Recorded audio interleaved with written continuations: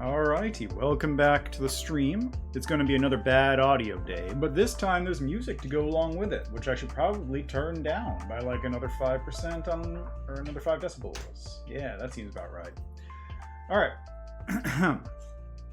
So, first hand cam stream in a minute. Did I forget to... Hold on, did I forget to... Is this still on console capture? It must be. Yeah, there we go. Ooh, it's grainy. Maybe I should pull out the light. Also, real quick, do that. Why does it say that?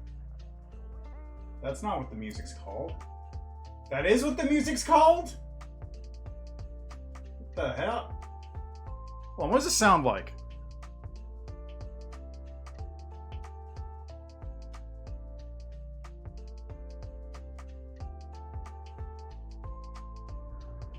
I did not know that's what that song was actually called. Anyway, I've got to change that UI for that at some point. But, yeah, so... it's going to be a bad audio day because I got to stand over here. Hopefully this is fine. I especially cleared off my desk just for this. So, a long time ago, you may recall that I did an unboxing video for the Bifrost Pulse VR gloves, which are right here. This is one of them. This thing I had a lot of trouble with just because it was a huge pain in the ass to set up. You have to fit these things over your hands. They've got these little straps. I shouldn't have pulled that out. You got these little thumble things you got to fit your hands in, and you got to pull these things over your hands, and then there's like little sleeves you put your hands through. It's a whole mess. It's very complicated to put on. And that's on top of the fact that the gloves have basically not gotten any software updates in a long time. Now the reason for that, as we now know, or rather we knew a couple months ago, is because the developer, Bifrost, it's one guy, was making these, Lodestar. This is basically his tracking solution. They're very small pucks, they're lightweight, they operate on radio signals, so theoretically they're unimpeded by basically anything you would have in your house that would normally impede stuff like line of sight, wireless interference from Wi-Fi. So we'll see how that goes, but this is a founder's kit. Now, one thing I should point out is this is still in-progress hardware and in-progress software.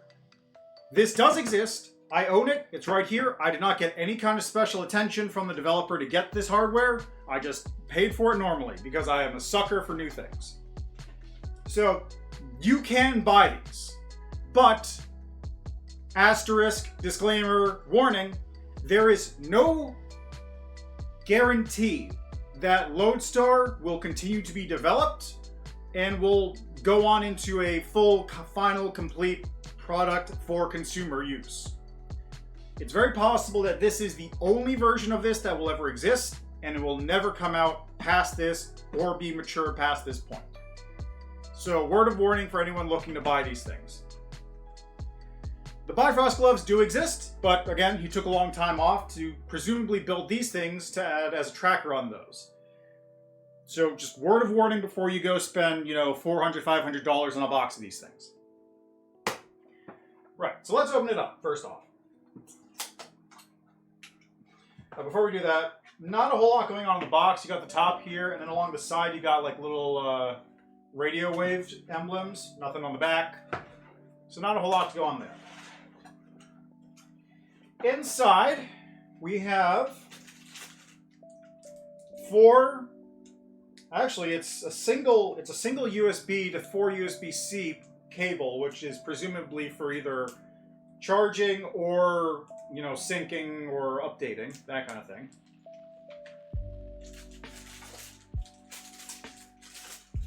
Four little bases. They've got 1/4-inch screws on them. Actually, let me get a 1/4-inch screw real quick. I've got one lying around here.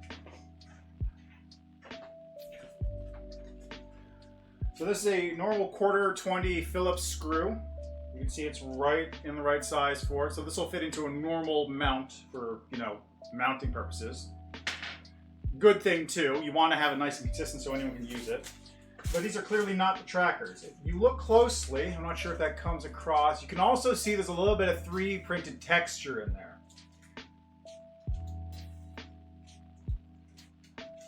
Yeah, a little bit of 3D printed texture. It's not saying the quality's bad, I'm just saying it's 3D printed. Here we are for our quick start guide. We'll look through this in a second. These appear to be adhesive pads. Probably go in here. There's our trackers. Now, yeah, these are tiny. They got kind of let's see here. You got a USB-C port on it, probably for charging or updating, as I mentioned with the cable. Nothing else. Kind of a slick, kind of rubberized base. Like, let me see here. Yeah, a little bit of force means they won't slide around, but they will slide around if you don't do a whole lot there. Button on top. You probably can't hear that click, but it did click. And that looks like a little light. Oh no, the light's on top actually. Okay, so they did come pre-charged. I did not actually charge these ones this time. Imagine if I... Okay, so that's those. We got 4 of those. Little antenna and USB dongle, probably wireless communication to connect to your computer. And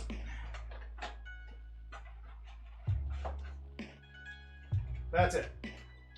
Nothing else in the box, so that's the bottom.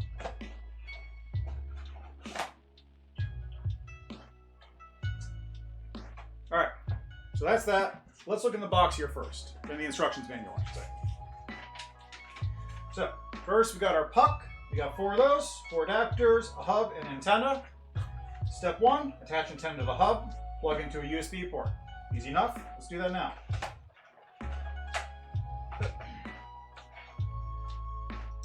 It's kind of a regular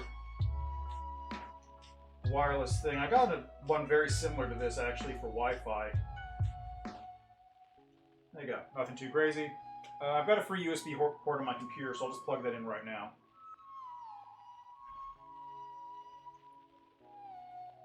Looks like it's USB 1. Okay, plugged in.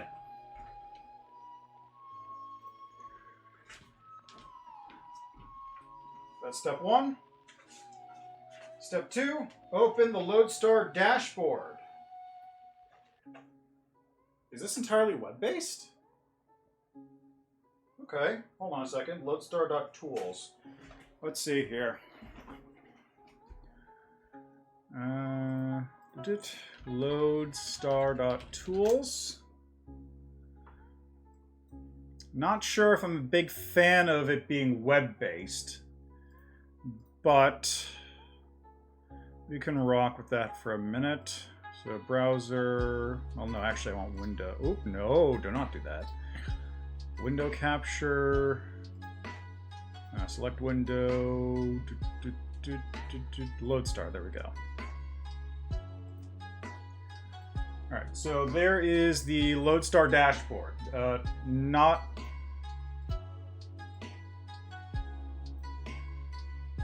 That's odd, why isn't it?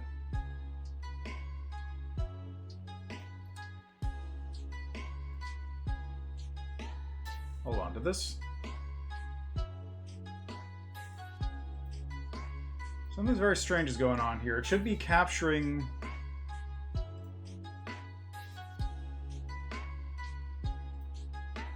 Hold on a second. Is this not capturing the right view? There we go. I don't know why I was doing that. Oh, let me turn off the mouse. No, mouse capture is fine, actually. Alright, so this is the Lodestar dashboard. There's not a whole lot going on here at the moment. That will continue on with the next steps. We have update firmware and report issue. Good to know. Okay. So let's continue on with the next step. Okay, so that's step 2. Step 3, connect to a new hub. Select device, click to select device, which is the hub, and then select the Lodestar hub and connect. Then begin pairing. Okay. So select device, Lodestar hub. There it is. Connect. There it is. Channel 76. Got my serial number, got the beta firmware I'm on, I guess. Okay, so what does it say here? Scan for an open channel or manually enter one. So I want to scan. Channel 63. Sure, whatever. Enable pairing mode on your hub. So pairing on. Okay. So now I turn on the pucks. Hold for 2 seconds. There it is. There's one puck. There's 2 puck. There's 3 puck. And there's 4 puck. All right, so they're all paired, sort of. Configure a puck. Press the toggle between one of 2 modes. So I'm going to take puck 1 here. Oh, wow, they're all fully charged, too. That's kind of crazy. I can turn pairing off now. Oh, it's not. 46%. Oh, that's fine. Why are they all... What? Why did they all disconnect? Okay, press the toggle. So puck 1, I'm going to turn into my tracker device. Pucks 2, 3, and 4 are going to be my stationary puck. There is a note here. I'm just going to show this.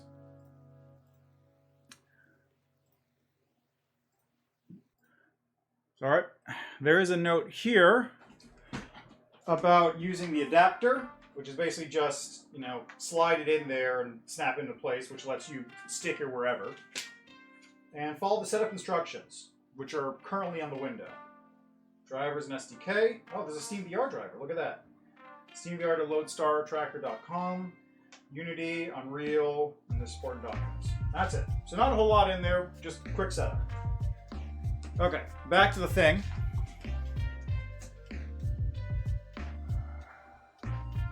Back to the thing.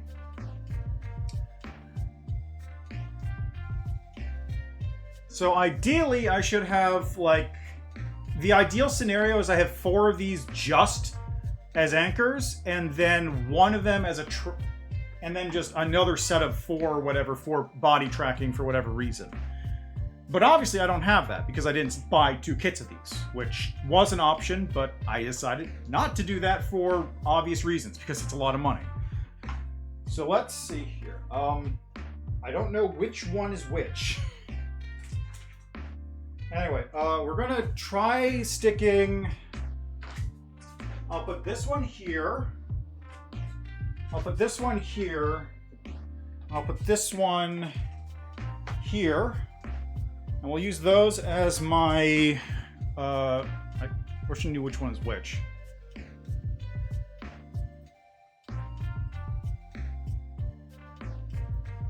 Okay, so those 3 are now anchors. I'm holding Lodestar Puck 1. The other 3 are blue. The other 3 are blue, so they're all anchored up. So let's begin.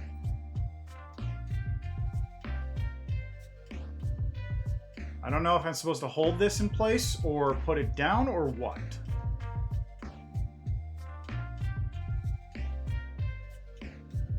Alright, to complete setup, the floor height must be captured. Please power off all trackers but one. Place the one active tracker on the floor. Move away and press capture?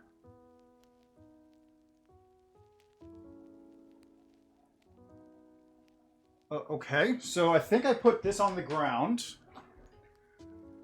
I think I keep the bases where they are, or the anchors where they are. Move this one around on the floor. That's 2. It's 3.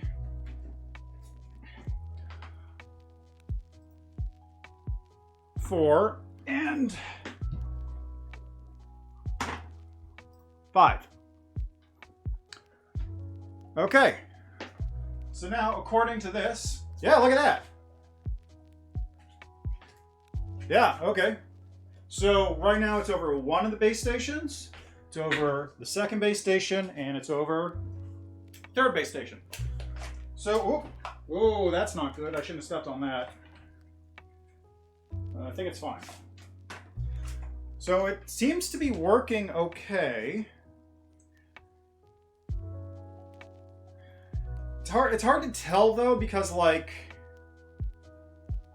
it seems like it's working, although I'm not sure if these are anchored in quite the right spots, which is kind of the point of having 4 of these for anchoring, right? Yeah, I don't know. It seems to be a little off and wonky, but it is a first version, so I can't really say it's too bad. What is this scale at the bottom? I don't know. Anyway, I'm not going to use these things for too long because, first off, I don't really have much to... Oh? Can I change this? I can change this. Wait, how much can I change this? Can I move this to like...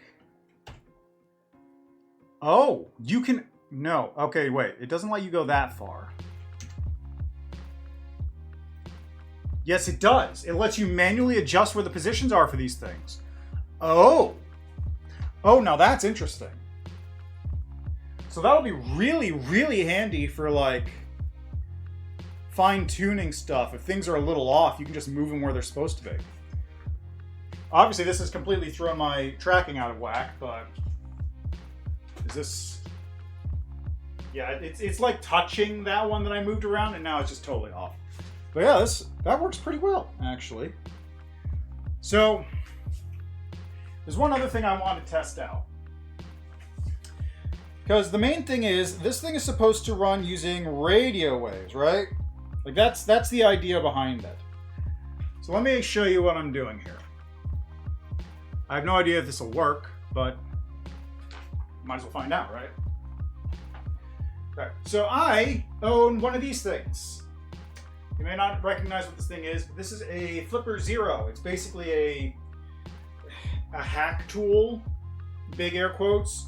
But really, it's just like a little gizmo you can use for a whole bunch of stuff. Like, you can use it to scan RFID cards, you can use it for NFC stuff, you can use it for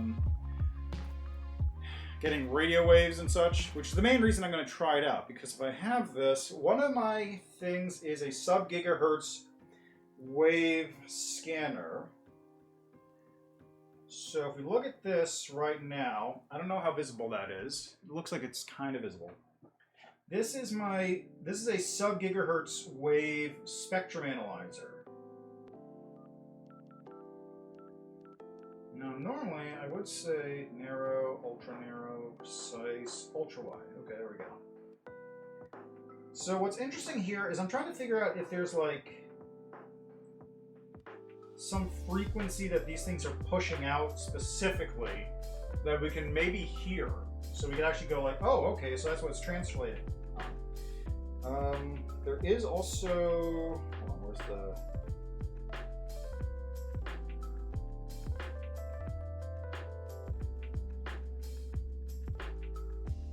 Let's see, there's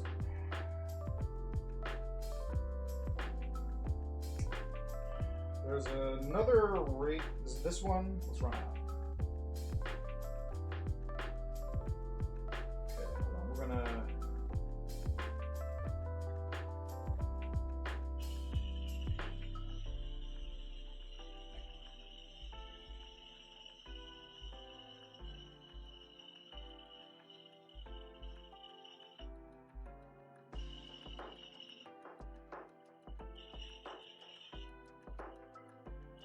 See, the problem is I don't know if any of these signals are coming from specifically these or not.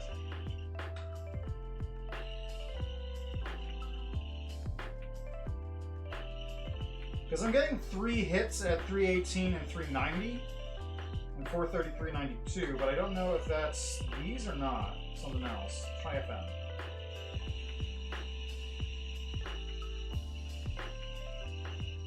I don't seem to be picking up anything for FM.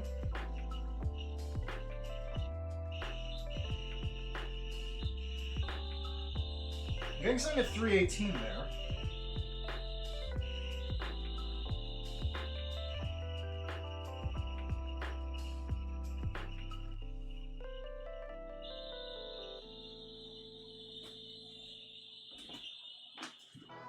It's not strong though, so I'm not. Whatever it is, I don't think it's coming from these because it's way too weak to like be picked up. Yeah, there's some kind of screeching coming through here, but it's not really something I can reliably say is coming from these because it's so weak. You know, there's a little bit of chirping, but like nothing I can really say is coming from this specifically. Okay, now how do I turn this thing back off? There we go. Alright, so that's it. That's basically all I had to show with these things. I'm just like, hey look, I got this thing. It's fancy. Woo! It's the future of tracking. Woohoo! It's really all I got. These things are going to go in a box for a little while until like the tracking gets probably a little bit more solidified. Might charge them up as well. Now, one thing I will say is like, these I am actually kind of pretty hopeful about because these are actually very impressive in what they're promising. So let me just, I'm going to quit the Lodestar dashboard thing. I don't need that. So here's why I say this is promising, right? Currently in the realm of VR motion tracking, 60 of freedom tracking for devices. There's basically one name that exists, and that is Vive.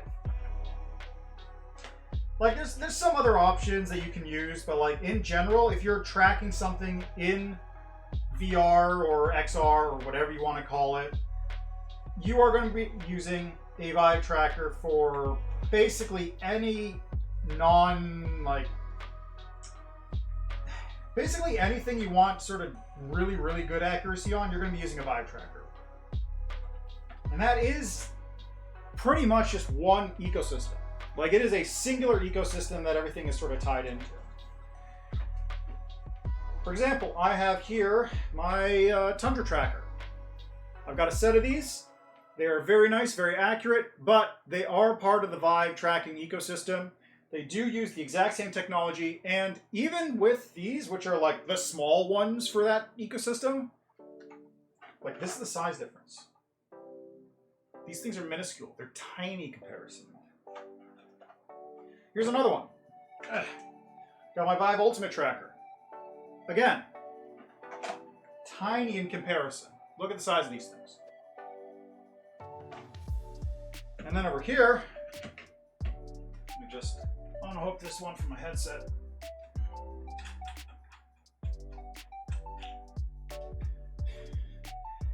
This is my, what is this? I think it's a Vive Tracker 2.0. Not even in comparison. Look at this thing. Look at this thing.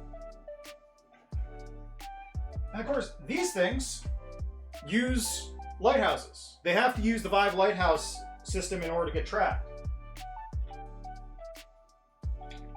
The only thing comparable in size... Hold on, I gotta hook these things back in now. Not there for a reason.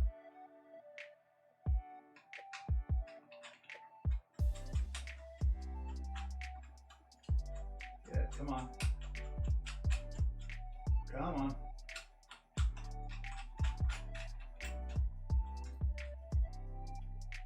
There we go.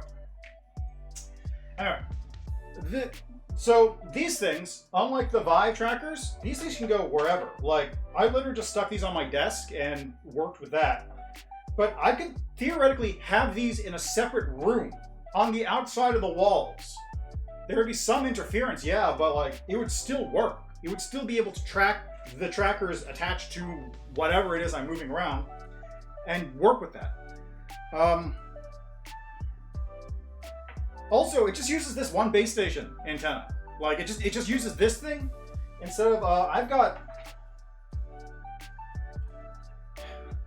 let's see. I got all these things. Yeah, that's right. I got a full kit of these dongles that I need to use in order to use my trackers. This thing, like, takes care of all the tundras by itself. But I still need this, and these, and this, and all this stuff to use my other stuff that goes with that index kit. This thing? This. I just use that. Now, the one thing that concerns me is it is a web app that it's running, and I would really like it to not be, because web apps are cool and all, but local software is way better, because the instant that domain goes down, this thing is dead. The instant the domain stops being available, the company goes down, the company goes out of business, whatever, these things are e-waste. If I have a local software that's running, no problem. I just download the executable, run it on my computer, no problem, no fuss, no muss. But I really like these things. Now, it is still in beta form, and like I said before, possible that it may just never come out for consumer use, ever.